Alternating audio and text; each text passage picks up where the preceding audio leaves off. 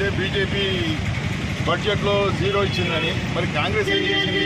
కాంగ్రెస్ ఇచ్చిన వాగ్దానాలు ఒక్కటి కూడా దాని గురించి మాట్లాడడం లేదు.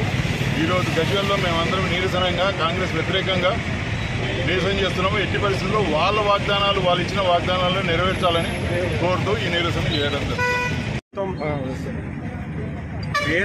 పేరుకు మాత్రమే ముఖ్యమంత్రిగా ఉన్న రేవంత్ రెడ్డి గారు వాస్తవానికి వారి క్యాబినెట్లో 10 మంది ముఖ్యమంత్రులు ఉన్నారు.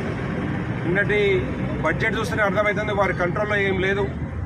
10 మంది మంత్రులు వాళ్ళ శాఖలకు, వాళ్ళకు అవసరాలకు, వాళ్ళ కాంట్రాక్టర్లకు, వాళ్ళ మంది మాగదులకు, వాళ్ళకు సంబంధించిన బంధువర్గానికి ఏ విధంగా కాంట్రాక్టులు, బిజినెస్లు, స్కీములు అప్పచెప్పుకోవాలో ఆ విధంగా మాత్రం డివైడ్ చేసినట్టు కనబడ్డది.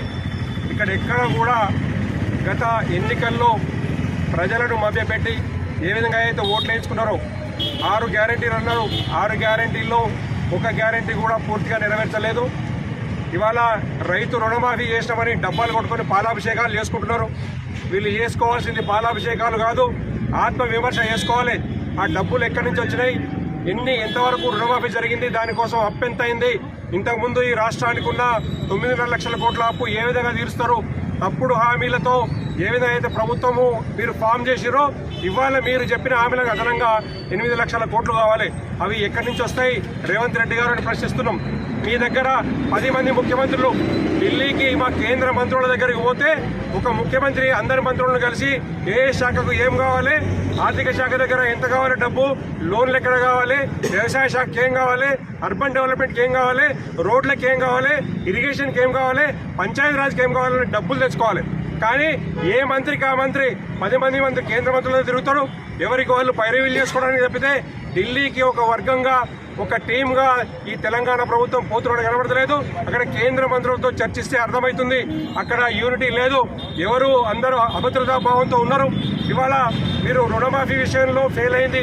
చాలా మంది రైతులకు 1 లక్ష రూపాయలు కూడా ఇంతవరకు రుణం రాలేదు. దాదాపు 40% మంది రైతులకు రుణం మాఫీ కాలేదు, 1 లక్ష లోపే. ఇంకా 1 లక్ష చేయాలి, పూర్తిగా 100% చేయాలి. మొత్తం 33,000 కోట్లు కేవలం రుణమాఫీ కావాలి. విద్యార్థుల ఫీజు రీయింబర్స్మెంట్ చేస్తామన్నారు, విద్యార్థులను మోసం చేసిర్రు. ఈ రోజు వరకు 7,500 కోట్ల రూపాయలు విద్యార్థులకు ఫీజు రీయింబర్స్మెంట్ అవసరం ఉండే, అది ఇంతవరకు కాలేదు. వ్యవసాయ శాఖకు కేంద్రం అయితే 1 లక్ష కోట్ల బడ్జెట్ పెడతాం, మేము కేంద్రం నుంచి డబ్బులు తీసుకుంటామన్నారు. కేంద్రానికి అర్జీలు పెడుతున్నాం తప్పితే వ్యవసాయ శాఖకు అదనంగా ఇచ్చింది లేదు, ఆరోగ్య శాఖకి ఇచ్చింది లేదు, ఇన్సూరెన్స్కి ఇచ్చింది లేదు, ఫార్మర్ క్రాప్ లోన్స్కి ఇచ్చింది లేదు. మొత్తం కేంద్ర ప్రభుత్వం దగ్గర 8 లక్షల కోట్లు మాకు కావాలి, అప్పుల చిట్టా లిస్ట్ అంతా పెట్టి డబ్బులు కావాలని దేబరించుకుంటాం. మంత్రులందరూ ఢిల్లీలో తిరుగుడు తప్పితే ఇక్కడ ఇంప్లిమెంటేషన్ జరుగుతలేదు రేవంత్ రెడ్డి గారు. ఇవాళ మీరు ఇక్కడ ఇంతకుముందు అయితే టీఆర్ఎస్ అవినీతి ప్రభుత్వం ఉండనో వాళ్ళు ఈ అసైన్మెంట్ భూముల పేరు మీద, ధరణి భూముల పేరు మీద రైతులను ఎట్లయితే టార్చర్ చేస్తున్నారో వాళ్ళందరినీ కూడా బతికిస్తాం, మేము ఈ ధరణి రద్దు చేస్తామని అన్నారు. ఇవాళ 6 నెలలకు వచ్చింది, ఈ ప్రభుత్వం ఇంతవరకు ధరణి ఎందుకు రద్దు చేయలేదు? ధరణి రద్దు చేస్తే దాదాపు 40 లక్షల మంది రైతులకు చాలా చిక్కు సమస్యల నుంచి విముక్తి కలుగుతుంది. మీ ధరణి ఎందుకు రద్దు చేయలేకపోతున్నారో సమాధానం చెప్పాలి. మీ ఎన్నికల హామీలో రైతులకు ఏ విధంగా అయితే సాయం చేస్తారని ముందుకొస్తా అన్నావు, ఇంతకుముందున్న రైతు బంధు ఆపేసినావు. ఇవాళ ఈ రుణమాఫీ చేస్తా అనేది పూర్తిగా కాలేదు. విద్యార్థులకు రుణమాఫీ కాలే, ఉద్యోగాల నోటిఫికేషన్ అని ఇంతవరకు కూడా మాట్లాడుతున్న తప్పితే ఉద్యోగాల నోటిఫికేషన్ ఇంతవరకు ముందుకు పోలే. నీ తెలంగాణ అయితే టీఎస్ అనే రిజిస్ట్రేషన్ మార్చేసి టీజేసీ చేసినావో ఆ తర్వాత రిజిస్ట్రేషన్, ల్యాండ్ రిజిస్ట్రేషన్స్ వీటి మీద రేట్లు ఎందుకు పెంచుతున్నావు? అర్బన్ డెవలప్మెంట్ గురించి నీ ప్లాన్ ఏది, ప్రణాళిక ఏది? మున్సిపాలిటీలకు డబ్బులేవి, గ్రామ పంచాయతీలకు డబ్బులేవి? మొత్తం కేంద్రం దగ్గర పోయి మాకు ఇన్ని డబ్బులున్నాయి లిస్ట్ పెట్టుకుంటూ తప్పితే సొంతంగా నీ కేటాయింపు ఏంది, నీ ఆలోచన ఏంది? ఇవాళ కాంప్రిహెన్సివ్ మున్సిపాలిటీ డెవలప్మెంట్ కోసం మీ దగ్గర డబ్బులున్నాయా అని ప్రశ్నిస్తున్నాం. గ్రామ పంచాయతీల డెవలప్మెంట్ కోసం డబ్బులున్నాయా మీ దగ్గర? ఇవన్నీ కూడా ఆలోచించాల్సిన విషయం. ఈ కాంగ్రెస్ ప్రభుత్వం ఫెయిల్ అయింది. ఒక ముఖ్యమంత్రి ఉన్న ప్రభుత్వం కాదు ఇది, 10 మంది ముఖ్యమంత్రులు ఉన్న ప్రభుత్వం ఇది. ఏ రోజు కుప్పకూలుతుందో తెలియదు.